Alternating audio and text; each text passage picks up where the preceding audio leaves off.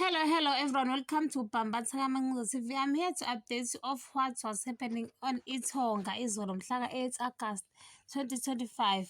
Okay, okushuthi uGadla watshela uNtanzi ukuthi akatshele indodakazi yakhe ukuthi uzoyishada. Nangempela uGadla athumele omalume bakhe bezocela phela isihlobo esihle kaNtanzi.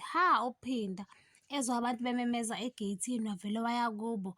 Uthe eqhubeka nje umalume kaGadla ethi sikhulekile kaNtanzi.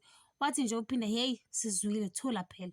Ubese eqhubeka ebuza ukuthi umthethweni nizobanga isicefe emzini yabantu ekuseni kangaka.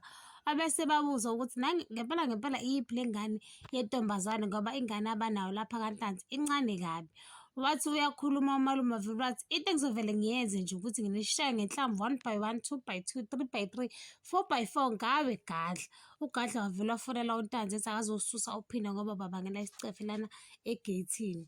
Sekuhleziwe phansi kukhulunywa indaba zamalobolo uNtanzi uyakhala ngokuthi abakwazanga ukutshela umndeni wabo ngalokhu, so ngeke bakwazi ukuthi baqhubeke namalobolo ngoba nabo abaziphethe futhi angeke enze into noma ikanjani, ikakhulukazi entweni ephathelene indodakazi yakhe uZama.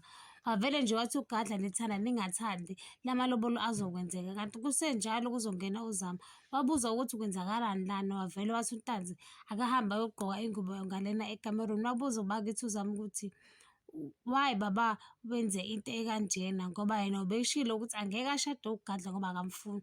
Wavele uNtanzi wamemeza uMakaphinde wathi akazothatha uZama ayomgqokisa ekamerweni.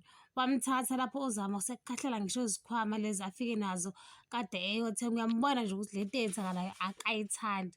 Akuthathanga isikhathi esingakanani bathe besalinde umakoti wabo wavele waqhamuka nesibhamu sedubula uGadla ebatshela ukuthi amalobolo asanda kwenzani lawo. Washo khona ukuthi mina Gadla ngeke ngikushade wena fusek.